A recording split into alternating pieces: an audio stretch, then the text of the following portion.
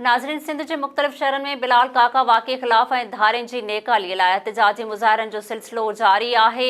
SS news जे नुमाइंदनि मूजिबि जेकबाबाद में बिलाल काका जे क़ातिलनि जी गिरफ़्तारीअ लाइ ऐं धारियुनि जी आबादकारीअ ख़िलाफ़ सिंध तरक़ी पसंद पार्टी पारां अब्दुल सत्तार जागीरानी, निज़ाम मस्तोई, अब्दुल नबी मक्सी ऐं अब्दुल गफ़ूर थईम जी अॻवानीअ में जुलूस कढियो वियो। मुज़ाहिरीन शहर जे गश्त बाद प्रेस क्लब आॾो पहुची धरणो हयो।